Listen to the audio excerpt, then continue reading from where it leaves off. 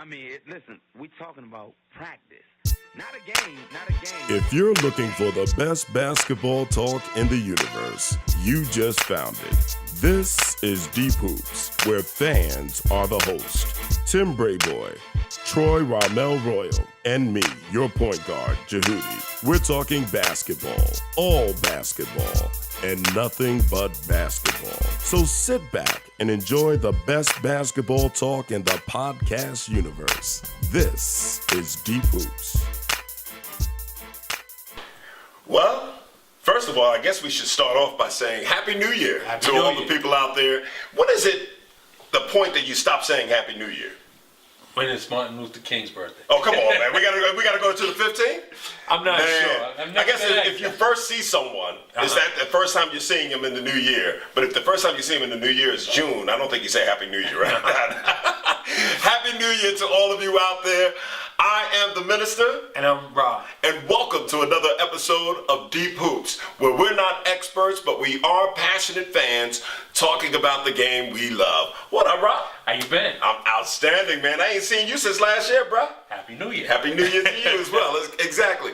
So, lot to talk about in the NBA. Yes. But we always started off with the weekend review. But before you do that, can you believe it? We're already at the halfway point of the NBA season. Wow. That's amazing. Yeah. And it's been a great first half. I can't just... A lot of roller coasters, a lot of ups and downs. We're going to talk about a team that has been on a roller coaster a bit in a few seconds. But as we look back at the week of review of games that happened last week, we would be remiss because we haven't been on since the Christmas Day games. Right. And you brought something up right before we started the show that OKC beat Cleveland without Curry. Not OKC. I mean, I'm saying Golden State beat Cleveland on Christmas Day without Curry. Yeah, and I thought that was a huge statement on the behalf of Golden State. But one thing about Golden State, they really exhibit next man up. And also, this is one of the few teams that can afford a star to be down. I mean, they're so loaded in their starting five that they can survive it. I mean, if you want to know the truth, Golden State has had just about as much injuries as any team. Right. I mean, it's just that their guys have been out, maybe not for a significant period of time, but they have been in and out of the lineup. Whether it was Durant, Curry, Draymond Green. Only Clay has been really the healthy one. Iguodala. Right. Yeah. But they still move on. They still move on. They still win. And, so that was amazing. But Cleveland fans will say, well, we still haven't had a chance to see what we're going to look like without Isaiah Thomas. And that's a legitimate point. Yeah, that's a legitimate point. Legitimate. So that was one thing. But last week, the game that really spoke to me, and I was a little upset that Cleveland debuted Isaiah Thomas the night before and didn't let him play. They said, well, we can't play back-to-backs. Well, why did you let him play the next night when he could have been home in Boston? Yeah, and before you talk about that game, and I don't want to get long-winded on this, but I have to question, what is the G League for? If the G League is going to serve to the NBA somewhat what the minor league system does in baseball, well, this is an opportunity for a player like Isaiah, before he comes to the NBA, and maybe he needs to get his win and so forth, to go down there and maybe play 3-4 games so that when he comes to the league, come back and play, he doesn't have to sit out the next day. He's ready to go. But see, they're working through this whole G League thing. I mean, I agree. I'm not disagreeing with you, but I think they're working through what the G League is going to be. It's not where it will end up being. And once they figure that out, you're right. Bring him, send him down there. Let him get his legs under him, his basketball legs, his basketball timing and everything, and then come up. And he could have debuted against Boston. Exactly. That would have been awesome. But he didn't, and they got their butts whooped. Yeah, they did.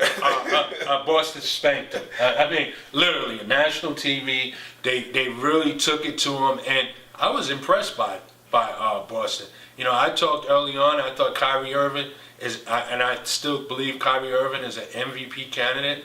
Al Horford is clearly an all-star candidate. Jaylen Brown is a most improved player candidate. And Tatum is a rookie of the year candidate. But the MVP of that team is Marcus Smart.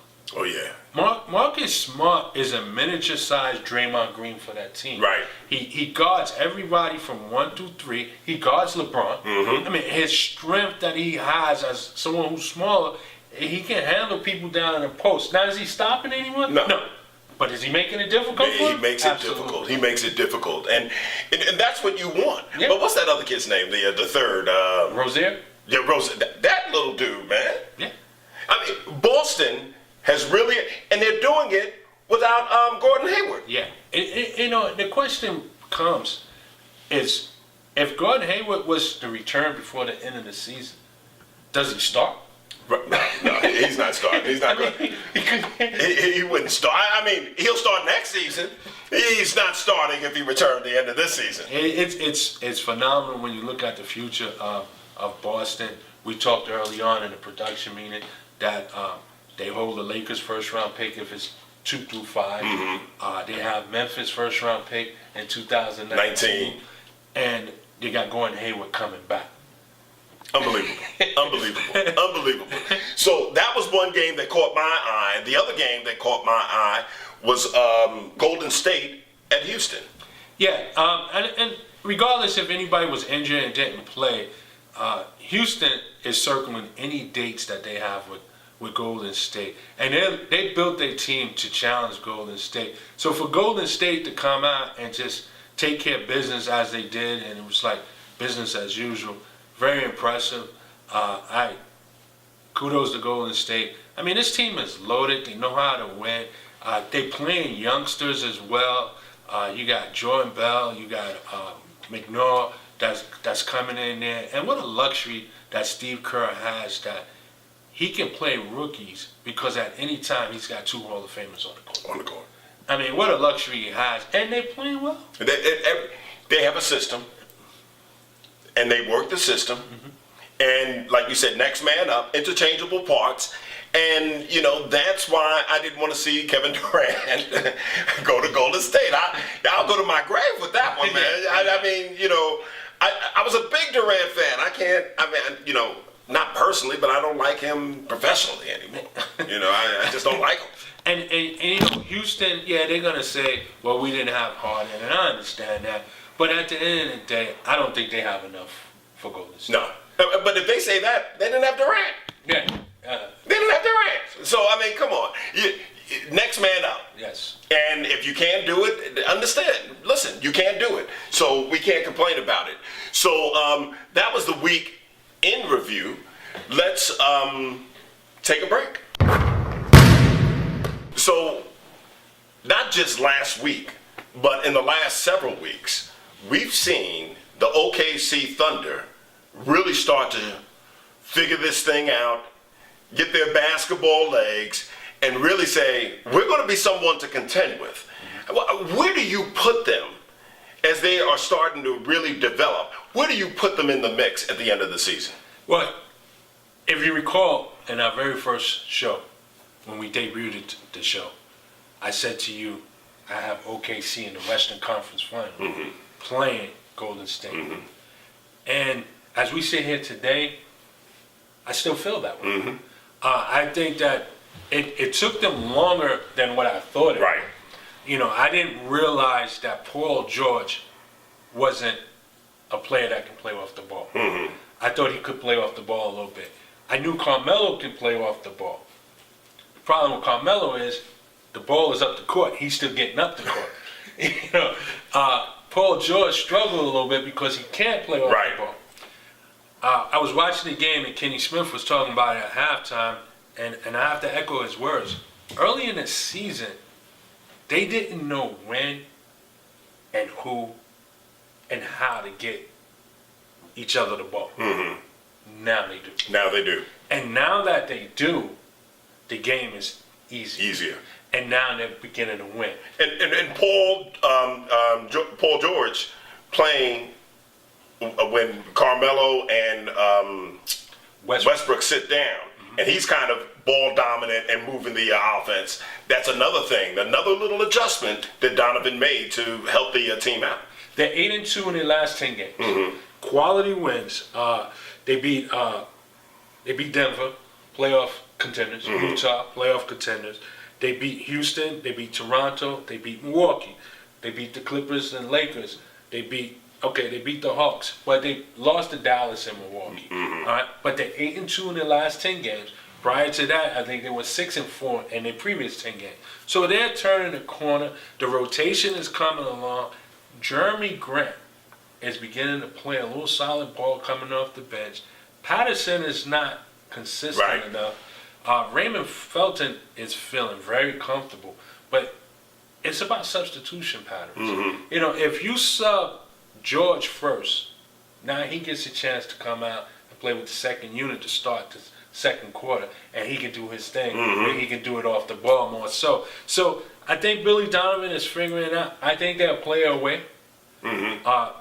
There's a player emerging. Terrence Ferguson. You know, sometimes, you know, somebody else's demise could be your fortune. In this case, Robertson's got hurt. He's allowed to step up. Guy's not shy, and he is stepping up in a big way. He's stepping up in a big way. Yeah. And I think, you know, that's going to open some eyes, and mainly the coaching staff, of what he can do. Yes. So you get him ready now, so when you get into the playoffs, you're not going to depend on him, No. but knowing that you can go to him. Yes. And with Roberson being a great defensive player, but very lacking on the offensive side, you could go with Ferguson in there, and you're not going to lose a step. And if anything, you're going to gain. Right, because he can anchor the second unit for defense. Right. You know, so it's a win if Ferguson continues to gel and improve. OKC, I think they're a player away, and without making anything drastic, I said before I like the idea of them trading for Jordan Clarkson, but I think Andrew Bogut would be huge there. And he was, we're going to talk about that. He was released. Yes. So let's jump right in it. I mean, with the Lakers releasing him, is that your answer as the best place for him to go? Well, that's number 3 for me. I think the best place for him to go, 1, Boston. I think that when the bench comes on, he can anchor that bench when the defensive present. He can upstart the break. And not only that, he's one of the game's best big men who can pass the ball. Right. His passing ability, and he has a great IQ for the game. And one thing he will not do is disrupt anything. Anything. Anything you get from him is off the cuff. It's not script. It's not planned, and he will produce for you. He's going to give it to you. And then second, he just seemed like a seamless fit for San Antonio Spurs. You know, he just seems like that type of guy. He can spell Gasol, you know, and he's smart.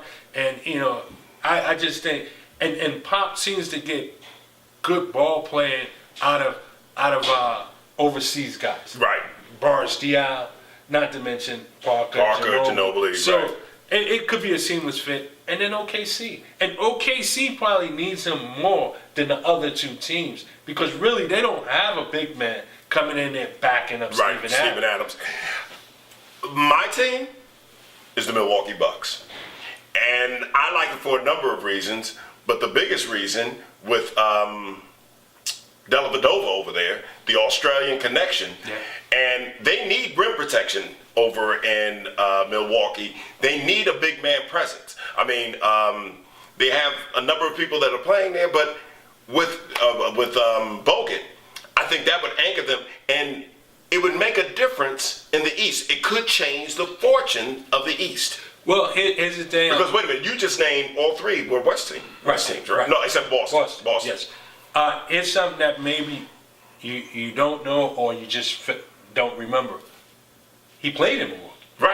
Right. He played in Milwaukee. He was actually traded to Golden State for Monta Ellis, and what a move that was for Golden State. Yes. But if I'm looking to acquire a big man in Milwaukee, and this is no knock on Jabari Parker, I just don't think that his time has been valuable to Milwaukee with the injuries, and he's going to want a max contract, even though he's been injured with 2 ACLs.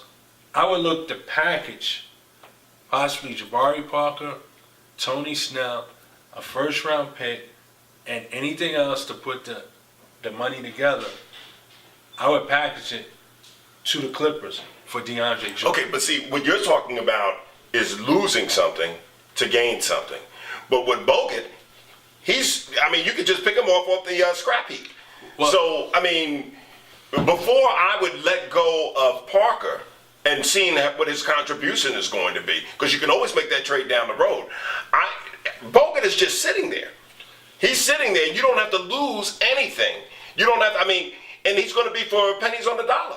Well, my question to the fans out there and to you is, right now Milwaukee sits in 5th place in the East. Would they climb or go further in the playoff with the addition of Jabari Parker or the addition of trading Parker and bringing in DeAndre Jordan? I think that they will go further or climb with Jordan without Parker. Okay, and I'm not going to disagree with that. But my whole point is, wait and see what you're going to get with Jabari. Bogut is sitting there, no team. So all you have to do is claim him. I agree. So you claim him, and you don't disrupt anything. You get to see what Jabari Parker is going to do. And if DeAndre Jordan ends up going somewhere else, well, sometimes the trade that isn't made is the best trade. No. And so you're just talking about trading someone. I'm just talking about picking someone up off the scrap heap. Now, and before we move on to the next topic, quick question. You're Bogut. If Boston calls, are you going to sign? If I'm Bogut and Boston calls, yeah, I would. But I'll tell you something. He knows Milwaukee, like you said, he's been there. He's been there a long time. Different personnel. Right. Because the Greek Freak is there now. Right. Here's a different personnel. The Greek Freak is there now. And I don't see many players not wanting to be there with the Greek Freak. Yeah, but again, as you said, if Boston calls, because Boston's closer to winning it than Milwaukee. If Boston calls, he's not turning down that call. Boston is right now closer to winning it than Milwaukee, but with the addition of Bogut, that could change the fortunes of Milwaukee. That's all I'm saying. We'll be right back. You brought up a topic that is very intriguing. Isaiah Thomas made his debut, and we talked about that. Yes. Didn't make it in Boston, but that's okay. And your question was, is he going to help or hurt the Cleveland Cavaliers? Why do you pose that question, and what do you think? What do you think, and what are your thoughts? Well, it's no secret. Isaiah Thomas is a tremendous talent, and any team that features an Isaiah Thomas is going to have a better chance to win. And he provides scoring, and he's crafty with the ball. I just think in a Cleveland Cavaliers situation, who currently is number 3 in the East, and it doesn't matter where they land, they're still a favorite to go to the finals. I don't think they quite need him. And I really think that he could cause more harm than good, because if he comes out there and plays for a contract, whether he's off the bench or starting, that could disrupt chemistry. And here's the thing. Here's a guy that was an MVP candidate, was shocked by the trade from Boston, and I don't blame Boston. You get a chance to get Kyrie Irving, you give up what you got to give up. But the guy was playing some good ball, and he deserves a contract. And if he plays that way, I think he can disrupt the team. And I get that. And that's, a thought that a lot of people would have, except he's playing with LeBron. And LeBron is title or nothing. That's the way that LeBron, and he pushes everyone on that team. It's title or nothing. So it's not about your individual contribution or playing for a contract. The funny thing is, if they win a title, he's going to get a contract. Maybe not at Cleveland. He's going to get his contract. It's funny you say that. I look at LeBron, and to me, his best moments is when he's playing with an average point guard. Although he won a championship with Kyrie Irving, And that kind of defeats my argument here. But I don't think they win if Draymond Green doesn't get suspended. But his defining moments, even in Miami, Bogut didn't get hurt. He played with Mario Chalmers, okay? When he went to the finals in Cleveland against San Antonio, he played with Mo Williams. Kyrie Irving wanted out. Can he really play with an all-star point guard and there's chemistry, cohesiveness? There's a concern there. But in the break, we were talking about the scoring, not needing scoring. Cleveland not needing another scorer.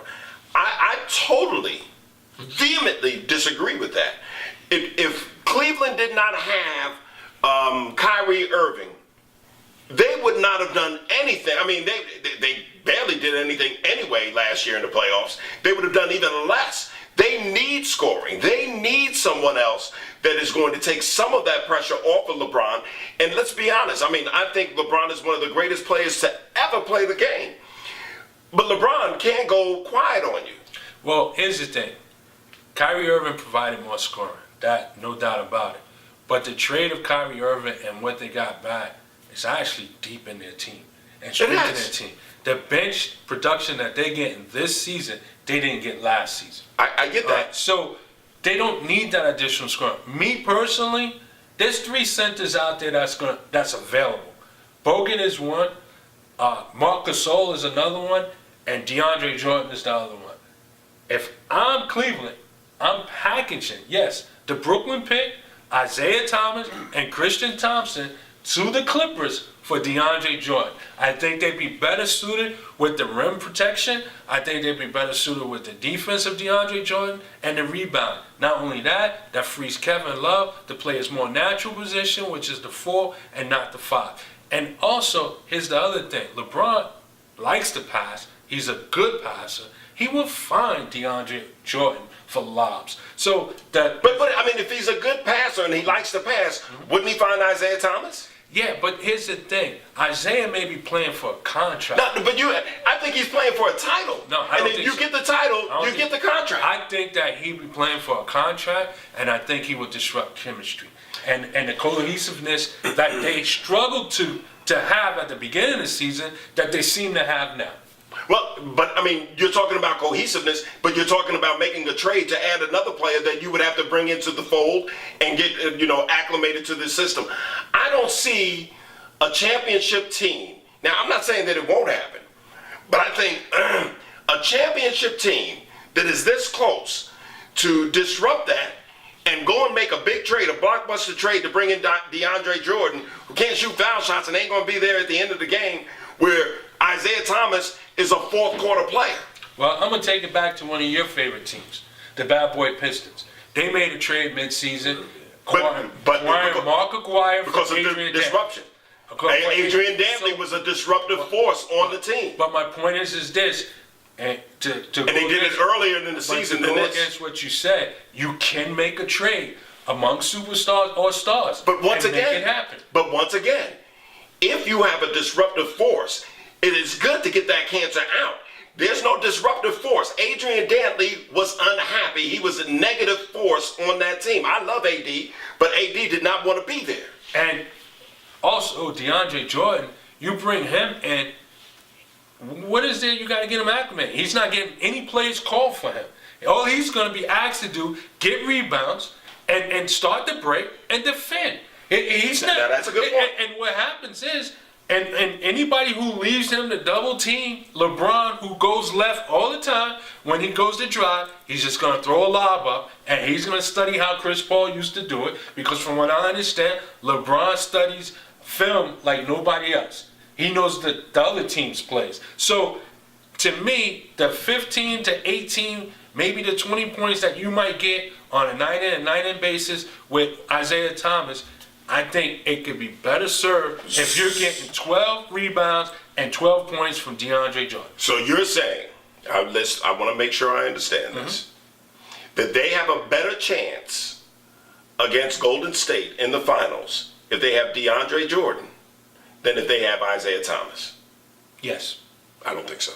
Yes, I am think so. saying that. I am saying I don't think so. I am saying that. I don't think so. Yes. Because now you're also talking about packaging Tristan Thompson Yes. and that Brooklyn pick. Yes. And is that it? And Isaiah Thomas. And Isaiah Thomas. Right. Wouldn't do it. I do it. Tristan Thompson brings nothing to the Cavaliers. Nothing. So essentially, it's DeAndre Jordan for Isaiah Thomas. Wouldn't do it.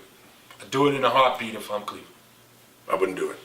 But then again, that's what makes Deep Hoops Deep Hoops. We want to hear from you. What would you do? But we want to hear from you on another topic as well.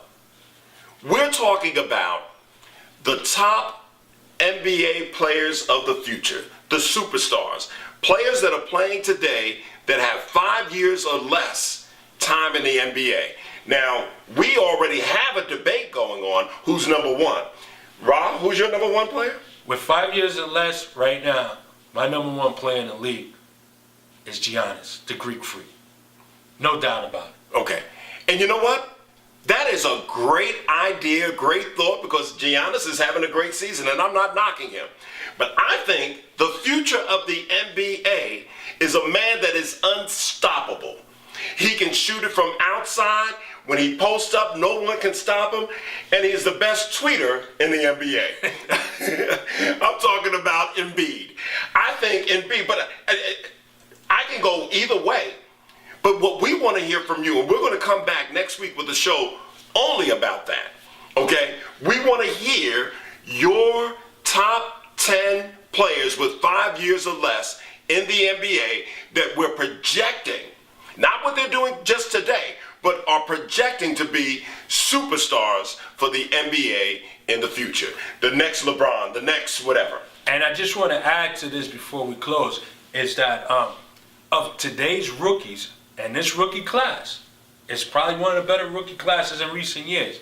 How many of today's rookies do you have in the top 10? would you have in the top 10 in this list? Would you have Kuzma? Would you have Kuzma? Would you have Donovan? Would you have, what's his name? Donovan? Would you have Ball? Would you have Simmons? Simmons. Would you have Fultz? He hasn't even played He yet. hasn't played yet. We'll be right back.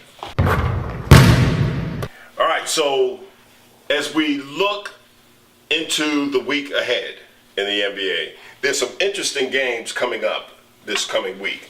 Starting with tomorrow night, we have Cleveland and Minnesota. That should be a pretty interesting game. Well, I think Andrew Wiggins always get up for Cleveland. I think he felt a little mistreated there. Mm-hmm. And Kevin Love coming home. But for me, that's Monday night. So, that should be a good game. Be a decent. Yeah, and then Wednesday, there's another game. Minnesota's involved again. OKC goes to Minnesota. Yeah, now, on Wednesday, that's the one I'm keeping an eye on because OKC lost 2 games to Minnesota early on. Mm-hmm. And games that was winnable, even though they weren't at their best. Mm-hmm. Now they're playing better ball. I look for them to avenge that loss. Yeah. And kind of because right now Minnesota is right ahead of them, and I think they're looking to try to leap that exactly. But on Tuesday, I think Portland and OKC is going to be a good game. Yeah, well, and I left that one off. I always dismiss Portland. I don't know why. I always dismiss them. But I guess it's because they're a West Coast team that doesn't have a lot of fanfare. But you're right. That's a good game. And for me, why it's a good game is because OKC 10-2. These are the type of games they need to win. They need to win. Playoff teams. Right. Yep. Playoff tested at that. So they need to win this game. I think it's a big game. In fact, I think every game OKC got going the rest of the way is a big game. It is. But I think as they start gelling, they can afford to, slip a little bit because they're not going to get past. I don't think they're going to get past 4, the 4 seed. I think that they will finish before it's all said and done with the number 3 seed. You think so? Yes. So you think they will surpass San Antonio? No. I think it's going to finish. You think Houston is going to drop? Yes. Okay. I think Houston drop. I think my top 4 is going to be Golden State, San Antonio, OKC, Houston, and then Minnesota. Okay. Interesting. We'll clock that and we'll go back and look at that because it's on videotape. But that Portland OKC game on Tuesday is a good one. I'm going to talk about the Thursday game Boston versus Philly in London. I'm going to talk about that in my closing comments, but that's a good game. It shouldn't be in London, but it's a good game. It's always a good game. But the game that night for me to watch is Cleveland and Toronto. Toronto, yes. And I don't know what you feel about Toronto. I have this theory in sports. You have a 4 to 5 year window to get it done. Toronto's been knocking on the door for the last 4 to 5 years, and they're playing some of their best ball right now. They're the number 2 seed in the East. Why I can't think of his name, the head coach right now. I can see his face. I can't think of his name. But he's an excellent coach. But I refer to him as Andy Reid. Every year he's got a playoff team, but just can't win the big game. So you don't think they can win the big game? Dwayne Casey is the name. You don't think Dwayne Casey is the Andy Reid of the NBA? I do think he's the Andy Reid of the NBA. Dwayne Casey has Toronto in a position to be to play deep into the playoffs every year. They boast one of the top best backcourts in the game with Kyle Lowry and DeRozan. But he's got them playing differently this year than ever before. Until they win games in May. I agree. I agree. And listen, Dwayne Casey, you're a very good coach. This is not saying you can't coach. You're a very good coach. But just like Andy Reid is a very good coach.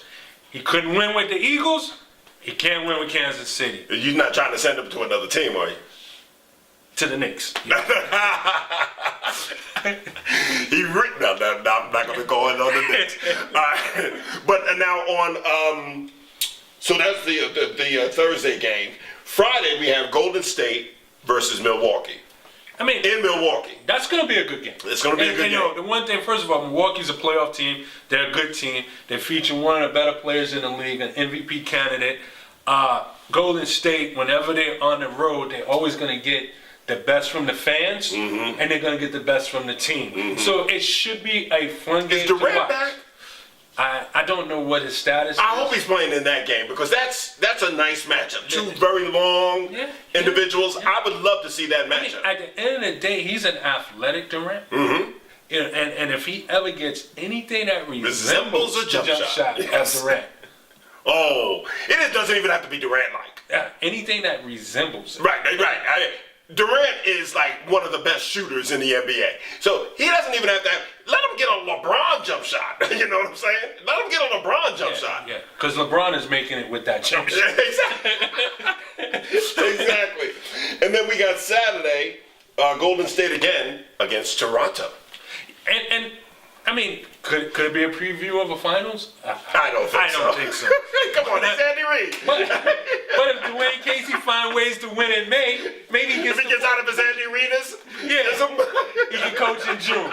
So, but again, on the road up in Canada, Toronto being the only Canadian team, I'm sure the fans is going to be out and they're going to give it to Golden State. And it's not like playing with an amped up crowd. They're on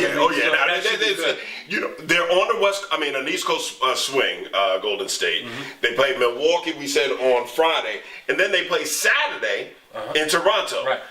That's a pretty hellacious back-to-back. Right, exactly. But there's another game that I'm a little bit intrigued by on Saturday, and you didn't mention it, and that's the Lakers going up against Dallas. And you said, well, why is that? Well, Lonzo Ball always seemed to have trouble with other point guards from his draft. Right. And that's because of the target that his dad put on his back. Right.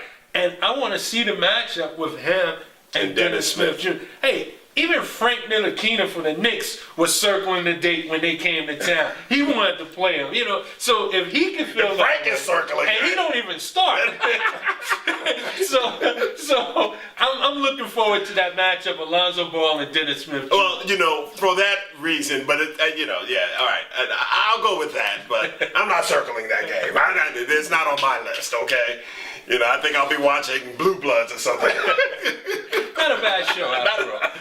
That comes on Friday. But anyway, all right, so we're going to get to our closing comments.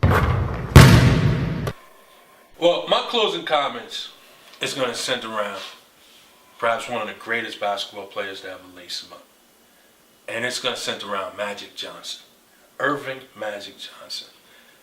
I think that the Lakers hit a home run by bringing Magic Johnson back into the fold and giving him the keys to player personnel and to run this ship. I think that he's got off to a tremendous start by trading the contract of Moscow and bringing in an expiring contract of Brook Lopez. I think that he had an exceptional eye in finding Kuzma in a late first round. But when I look at the Lakers at 10-28, this is a team that features perhaps 3 of the top 25 young players in this league, if not more, with the Julius Randle, Brandon Ingram, Larry Nance Jr., Kyle Kuzma, Jordan Clarkson, and even Lonzo Ball. But when I watch them at 10-28, I have to contribute this season a failure to Magic Johnson. And I believe Magic Johnson is the reason for the 10-28. You know, Magic Johnson perfected what I call the no-look pass. I'm not sure if he was the father of the no-look pass, because maybe Bob Cousy threw it before my time. But he perfected the no-look pass. The no-look pass, to me, is equivalent to a poker player whose greatest talent is bluffing. But Magic Johnson is not bluffing. He's not throwing any no-look pass. He is doing a poor job in the idea of he's done a poor job in creating a culture where players believe that they have a future in LA. He's done a poor job of hiding the fact that he's going to be a player in the summer of 2018.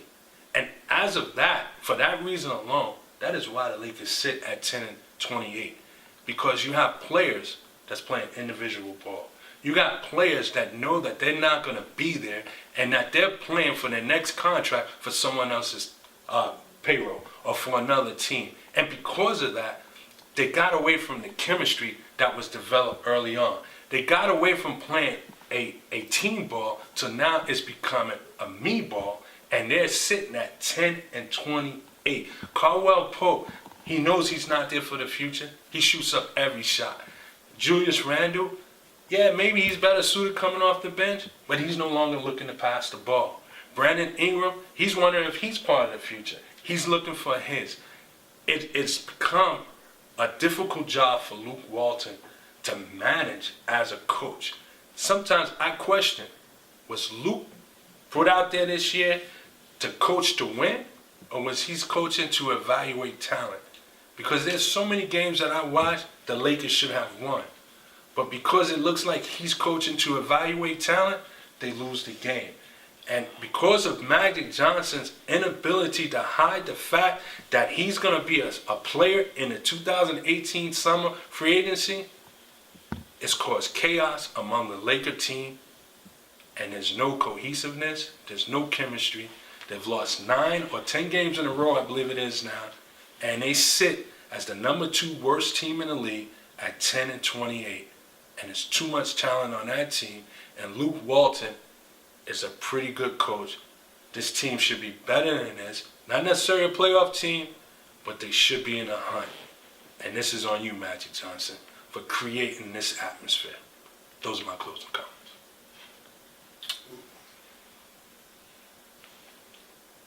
Well, you told me I wasn't going to agree with you. And I don't agree with you. But the closing comments are not to be debated. So I'll let them ride. But can we bring it up next week? Absolutely. All right, good enough. My closing comments are on my man. Now, just like you knocked Magic Johnson, but you praised him at first, I'm going to praise Adam Silver. Adam Silver, I said, is the best thing that has happened to the NBA. I started to get to a point with David Stern that I just couldn't stand him. He thought that he was bigger than the league that he was the commissioner over. But Adam, I have a challenge with you now. Why in the world, in the middle of a season, would you send a team to London to play? You've already got the international market. You are the second biggest sport in the world behind soccer. You blow the NFL out of the water everywhere. And NFL is showing that sending teams to another country is not doing them any good. You don't even need to do that. But in the middle of a season, a team that is the best team in the East and one of the top teams in the NBA, you're sending them to London during the middle of the season? I don't agree. We want the international market, but we have the international market, Mr. Silver. We don't need to send a team and mess up the chemistry and mess up the balance during the season by sending a team to London. So now they're going to play one game this week. They're going to play like one game in 9 days. I'm not feeling that. It's going to be a good game. And Adam, you've done a great job for the NBA. But dude, you missed it on this one. Keep the games here. Unless you get a team that's international, let's have the games here. Let your international game be when we go up to Toronto, not going to London in the middle of the season. That's my closing comments. I'm the Minister. And I'm Rob. And we'd like to thank you for being a part of our Deep Hoop podcast. And we look forward to seeing you right here next week on Deep Hoops, where we're not experts, but we're passionate fans talking about the game that we love. Peace. Peace and blessings.